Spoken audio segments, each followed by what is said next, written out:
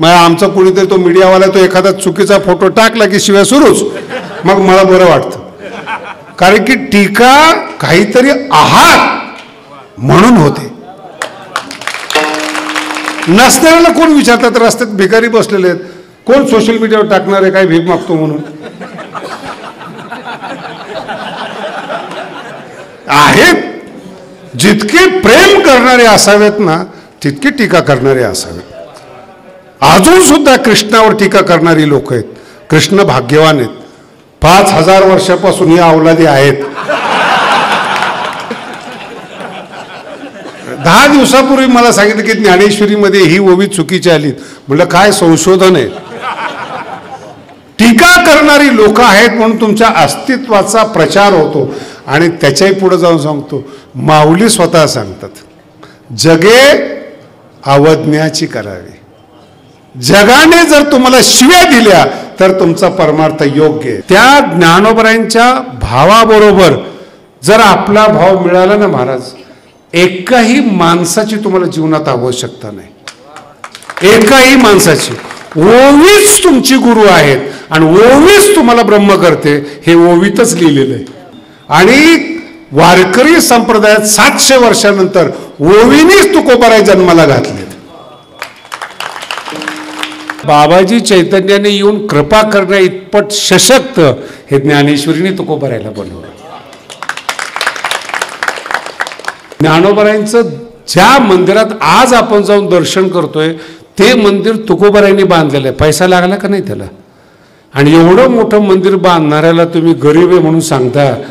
तुमच्या बौद्धिक गरिबीवर लाज वाटते हो. अहो, तमाशा रंगावा म्हणून त्या कृष्णाची बाजारात पाठवता हो तुम्ही. अहो, कृष्णम वंदे, काय तुमची नालायक बुद्धी हो. आपण आपल्या देवतेची चेष्टा करतो, इतके मूर्ख आहेत आपण. आपल्या देवाला बोलल्यानंतर फाशीची शिक्षा, त्याला ईशनिंदा म्हणतात. पाकिस्तानमध्ये जर एक शब्द बोललात, बंगलामध्ये जर एक शब्द बोललात, 57 देशात जर तुम्ही एक शब्द मुस्लिम बद्दल बोलला तर जाग्यावर खलास करतात तुम्हाला. आणि आपले शिकलेली लोक, अरे माऊलीचा भाव कळाला नाही म्हणून ही दुर्दशा आहे. हे बौद्धिक दारिद्र्य आहेत.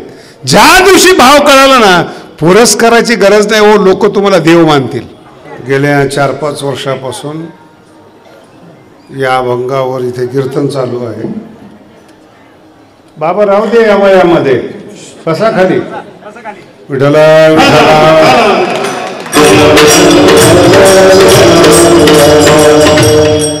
परिमळ गेली या.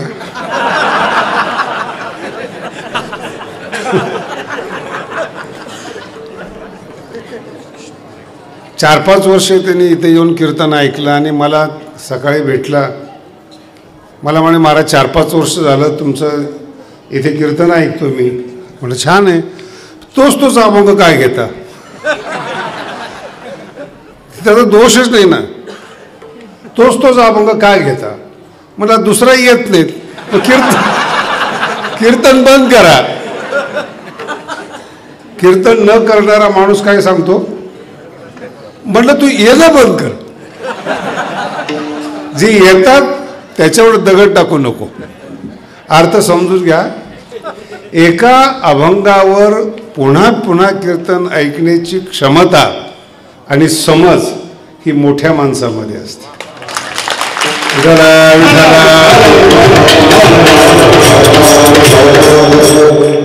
रोज नवीन हॉटेल, नवीन सिनेमा, नवीन हे आपल्या शास्त्रामध्ये याला पामर म्हणतात. एक निष्ठता हा परमार्थाचा अध्यात्माचा गुणधर्म आहे. त्या काय उत्तर देणार तुम्ही त्याच्याकरता? कारण की जो आशय ज्ञानेश्वरीमध्ये आहे ते कळण्याकरता सुद्धा ज्ञानेश्वरीमध्ये एक शब्द आहे आणि तो एकदाच ज्ञानोबारायांनी वापरला आहे बरं. त्याचं नाव आहे भावज्ञ. विठ्ठल विठ्ठल एकदाच आलंय. किती गोड शब्द आहे भावज्ञ. किती वेळा यायला पाहिजे. ते भावज्ञ असल्यामुळेच एकदा वापरलंय. म्हणजे बाकीचे जे लोक होते त्यांना सांगितलं की पुन्हा पुन्हा सांगितलं अवधारी जो, अवधान द्या, लक्ष द्या. ते भावज्ञाला म्हणत नाही तसं. तसं भावज्ञाच्या अतिरिक्त जो बाजार आहे त्याला आहे ना पुन्हा पुन्हा जागं करावं लागतं, पुन्हा पुन्हा त्याला सावध करावं लागतं. काय असतो भाव हा प्रकार? काल इथपर्यंत, मागच्या वर्षी आपण इथपर्यंत आलो होतो. भाव आहे ना एक अस्तित्व आहे. एक तुम्हाला दृष्टांतात जर समजून सांगायचं ठरलं तर आपण फुलाचं बीज लावतो. बीज, त्या बीजामध्ये सुगंध नाही आहे, पण सुगंधाचं बीज त्या बीजात आहे. बीज पण ते प्रगट नाही होत. बीज लावल्यानंतर ते उठतं. जमिनीत पुरलेलं जे बीज आहे, प्रत्येक शब्द आहेत ना हा ज्ञानोबारांचा आहे बरं का. प्रत्येक शब्दाला ओवी आहे. फक्त मी तुम्हाला मराठीतून सांगतोय, हे कीर्तनकारांनी थोडं लक्षात ठेवा. ते मातीतलं जे बीज आहे ना ते उठतं आणि ते आकार घेतं. ज्या ज्या फुलाचं सुगंधाचं असेल ते आकार घेतं. आकार घेतल्या घेतल्या सुद्धा त्याच्यामध्ये सुगंध नसतो. आकार घेतल्यानंतर ते मोठं होतं आणि त्याची वाढ पूर्ण झाल्यानंतर मग फूल येतं. वाढ पूर्ण होणं गरजेचं आहे. हे सगळं मी तुमच्यासाठीच बोलतोय. कच्चे परमार्थिक लोक लगेच महाराज होतात. तिची वाढ आहे ना बुद्धीची, ती अशी पूर्ण व्हायला पाहिजे, मग सुगंध येतो. ते कच्चेपणामध्ये टेन्शन येतं. ते कोणी कच्चेपणामध्ये म्हैस पण खाऊन जाते, काय सगळं सांगता येतं.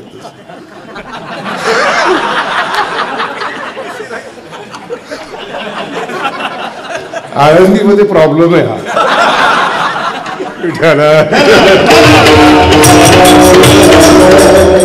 त्याचा परमार्थ संरक्षित झाला पाहिजे. ही सगळी ज्ञानेश्वरी बरं. प्रत्येक शब्दाला ओवी आहे. फक्त तुम्ही जास्त बोर व्हाल म्हणून ते ओव्या कमी वापरतो. जे उगवलेलं झाड आहे ना त्याला प्रोटेक्शन पाहिजे, संरक्षण पाहिजे. त्याला कुणी खाऊ नये म्हणून त्याला बाउंड्री लावावी लागते. आणि मग ते त्या बाउंड्रीच्या एकदा वर गेलं की ते झाड स्वतंत्र झालं, मुक्त झालं. मग त्याला म्हशी जनावरं वगैरे काही करू शकत, येऊन पाठ घासून जातील.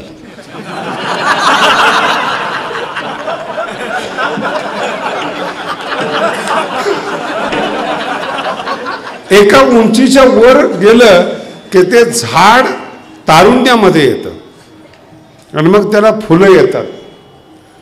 आणि फुलं आल्या सुगंध येत नाही. फुलं आले की मग ऋतू येतो, त्याचा काळ येतो. हा शब्द मरेपर्यंत लक्षात ठेवा. त्याचा काळ येतो. आणि त्याचा काळ आला ना, त्यातली जी ज्ञानोबारांचा शब्द सांगतो, त्यातली जी धृती आहेत, सुगंध आहेत, बोभात निघे. शब्द काय ज्ञानोबारांचा? त्यातला जो मकरंद आहेत, सुगंध आहेत, तो बोंबलत जातो आणि लोकांना सांगतो की मी आहे. याला संत म्हणतात.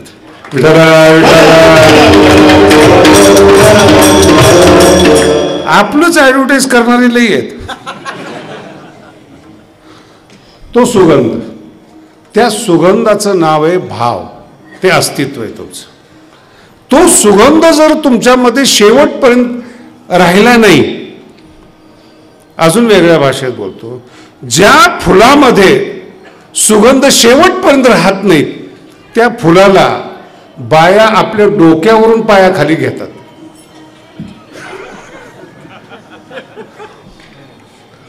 तुकोबाराची भाषा फार वेगळी. गेली वीरसरी, ज्याला पाठ आहे त्यांनी पाठ करून घ्या. फुलामध्ये सुगंध आहे तोपर्यंत तुम्ही डोक्यावर आहात. एकदा तुमचा सुगंध गेला म्हणजे काळ गेला की तुम्ही पायाखाली येतात, तुम्हाला तुडवलं जातं. मग तो सुगंध म्हणजे काय? ते अस्तित्व आहे. सुगंध हा अस्तित्वाचा भाग आहे. त्यालाच भाव म्हणतात. तुकोबाराची भाषा फार वेगळी. गेली वीरसरी, ज्याला पाठ आहे त्यांनी पाठ करून घ्या. फुलामध्ये सुगंध आहे तोपर्यंत तुम्ही डोक्यावर आहात. एकदा तुमचा सुगंध गेला म्हणजे काळ गेला की तुम्ही पायाखाली येतात, तुम्हाला तुडवलं जातं. मग तो सुगंध म्हणजे काय? ते अस्तित्व आहे. सुगंध हा अस्तित्वाचा भाग आहे, त्यालाच भाव म्हणतात. पण याच्यात दुसरा अर्थ फार महत्वाचा दडलेला आहे. तो सुगंध आलेला आहे, याला सर्दी झालेली आहे, अवघड आहे ना. सुगंध आहे, याला सर्दी झालेली, नाकात फुल घातलं तरी येत नाही. अशा काही काही परमार्थिकाच्या तोंडामध्ये ओव्या पाठ आहेत, पण सर्दी झाली विषयाची, काय भाव सुगंध येणार आहे? विठ्ठल विठ्ठल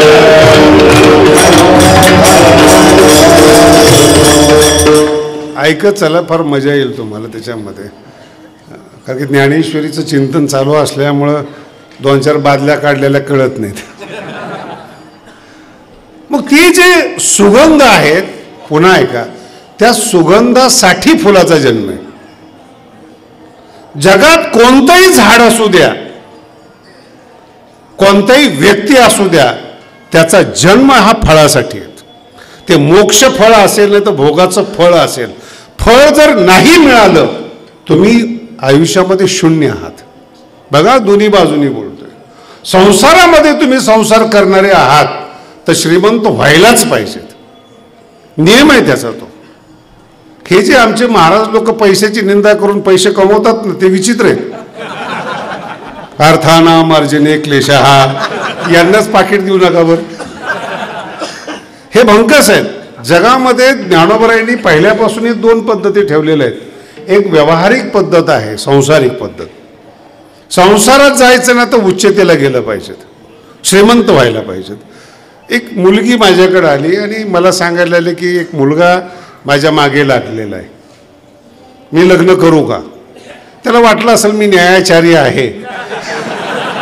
त्याचाही भाव वेगळाच आहे ना, न्याय देऊ शकेल. मी आपलं सहज विचारलं, किती वेळ मागं लागलेला आहे? गेल्या 1 वर्षापासून आहेत. अच्छा, म्हणलं किती वेळ? दिवसातून 5-7 तास माझ्या घराच्या अवतीभोवती असतो. म्हटलं लग्न करू नको. तुम्हाला भाव कळला नाही अजून. लग्न करू म्हणजे का? म्हणजे 6 तास तारुण्यातले तुझ्या मागे घालवतो, कमवणार कधी? कमवणाऱ्याच्या मागे तू लाग, तुझ्या मागे जे लागतात त्याच्या मागे लागू नको. कळालं? काय जीवन काय? भीक मागणाऱ्याच्या मागे तुम्ही लागू नका, भीक मागायला लावतात त्याच्या मागे लागू नका. मराठी कळणं अवघड आहे. भीक मागायला कोण लावतं? जेवढे धर्म आहेत, जेवढे पंथ आहेत, सगळे भीक मागायला लावतात. ती मोक्षाची का असेल, सवय लावतात, तुम्हाला गुलाम करतात. मला सांगा, मुक्त व्हायचंय आणि बंधनात टाकतायत, असं वागा. नाही कळलं अजून? काय व्हायचंय? मुक्त व्हायचंय, मोकळं सोडायचंय ना, मग बंधनात का टाकायचंय? ते बंधनात आहेत, तुम्हाला मुक्त पाहू शकत नाही. एकट्यानेच का दुःख भोगायचं? पंथ, धर्म, या सगळ्या गोष्टी, याचा अर्थ मग काय, नियमात वागायचं नाही का? माझा मुद्दा वेगळा आहे. नियमात वागणं वेगळं, मुक्त वागणं वेगळं. मुक्त कधीही चुकीचा वागत नाही, आणि नियमात वागणारी माणसं अंतःकरणातून कपटी असतात. अनुभव घेऊन पहा. गुंड निदान चॅलेंज करतो, आव्हान देतो, पण हे आतल्या गाठीचे जे लोक आहेत ना, हे जवळ राहून गाठा करतात. ज्यांच्या ज्यांच्या क्लिपा आलेल्या आहेत ते जवळचे लोक आहेत. कोण रेकॉर्डिंग करते? त्याची रेकॉर्डिंग कोण करते? माझ्या जवळ असेल एखादा तर रेकॉर्डिंग करेल ना. हे इतके घातक आहेत. म्हणजे पाया जवळ येतात, पाया पडतात, पायाची सेवा करतात, आणि कधी पाय कापले कळू देत नाहीत. हा समज 6 तास तारुण्यातले तो एका व्यक्तीच्या मुलीच्या मागे घालवतो, पुरुषार्थहीन आहे. लक्षात ठेवा. एक नाही कळलं, दुसऱ्या भाषेत सांगतो. अभ्यास न करता एकाच अभंगावर आयुष्य काढतो.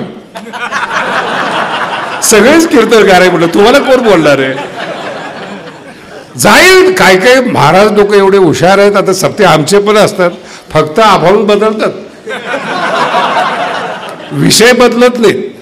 मी म्हटलं अरे असं का करतो? कधी कधी विषय बदल, आपण एक निष्ठा आहोत, विषय बदलायचा हा भाव, तो का मागे लागतो हा भाव. आता पुढचा टप्पा आहे का, एखादा श्रीमंत आहे आणि तो तुमच्याशी गोड बोलतो. हे सगळे व्यवहारातले दृष्टांत कळले पाहिजे बरं का. श्रीमंत आहे आणि तो तुमच्याशी गोड बोलतो. तुम्ही तुमची लायकी तपासा, खरंच तेवढा मोठा माणूस आपल्याशी बोलण्याच्या लायकीचा आहोत का आपण? काही कल्पना करा. तरी तू बोलतो, याचा अर्थ तुम्हाला वापरायचंय. हा भाव, भाव शब्दाकडे सतत लक्ष द्या बरं का. हा काय भाव आहे, फार महत्वाचा आहे. सत्ताधारी माणसं निवडणुकीच्या काळात पाया पडतात. खरंच पाया पडतात का? ते भाव वेगळा आहे. त्या बघ नीट आहे का, कृती वेगळी, कृती विनम्रतेची, भाव वेगळा. अगदी सोप्या भाषेत सांगतो, सगळं देखणं रूप परमार्थाचं, मन संसारिकाचं. इथे परमार्थिक लोक मात खातात.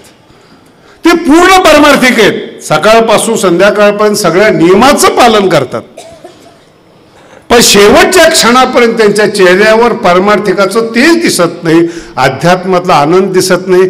भाव वेगळा आहे. कारण की कर्माचाच मोह आहे. नाही कळालं? मोह कशाचा आहे? कर्म. ही आळंदीतली म्हणा परमार्थात सगळ्याची परिस्थिती, संन्यासी असो परमार्थिक असो, कर्माचाच मोह आहे. त्याच्यामधून मी गेलोय बरं, ह्या प्रकरणामधून. जेव्हा आम्ही आळंदीमध्ये शिकायला होतो माझा अभ्यास चांगला होता, चांगल्याला आवडत नव्हता. मग त्यांची तक्रार काय असायची बघा. आळंदीत तुम्ही अभ्यासाला आलाय, तुमची प्राथमिकता अभ्यास आहे. कधीतरी तुमच्या जीवनात प्रसंग आला तर तुम्ही एकदा चांगल्या विद्यालयामध्ये जे टॉपचे IIT टाईप जाऊन बघा. सगळी मुलं कोणी हाफ चड्डीवर आहे, कोणी स्लीपरवर आहेत, कोणाची केस वाढलेली. देश चालवतात महाराज ते. त्यांच्या वागण्याकडे ना हाफ चड्डीकडे बघू नका, देश चालवतात. मोठे मोठे जे ब्रिज तयार होतात, हे काही राजकारणी करतात का? हे गल्ली बोळातले लोक करतात का? याचं वजन किती, त्याचं वजन किती, तो याच्यावर विमान कसं जाईल, गाडी, हे सगळे बुद्धिमान लोक आहेत महाराज. यांच्या वागण्याकडे पाहायचं नसतं, यांच्या उत्पत्ती काय यांच्या बुद्धीतून, त्याच्याकडे आपण आनंद घेतो. तुम्ही मोबाईल वापरतायत, तुम्हाला काय माहिती कुणी संशोधन केलं त्याचं? टॉपचा करत जाता, पण ती जी संशोधन करणारी माणसं आहेत ती वेगळी, त्यांची बुद्धी महत्वाची आहे. अभ्यास करणाऱ्या माणसाला गीतेने देखील सूट दिलेली. जिज्ञासूरूपी योगस्य शब्द ब्रह्माती वर्तते. शब्द ब्रह्माच्या पलीकडे वागतो, त्याला शब्द ब्रह्म बाधत नाही जो अभ्यास करतोय. तुकोबारायांची फार सोपी भाषा आहे. ब्रह्मचारी धर्म घोकावी, हे एवढं कठीण सांगितलं, एवढ्या सोप्यात ते सांगतात. विठ्ठला विठ्ठला. अभ्यास करणार आहे तो 16 तास अभ्यास करतो.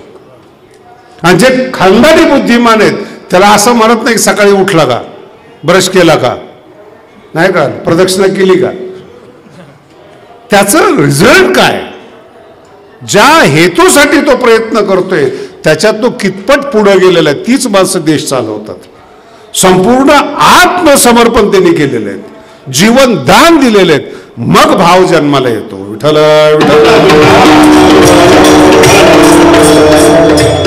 दुसरा टप्पा, किती टप्पे लक्षात राहतील बघा बरं. दुसरा टप्पा, मग जी लोक कर्मकांड करतात, कर्म करतात, त्यांचं काय, ती त्याच्यावरच मोहासक्त आहेत.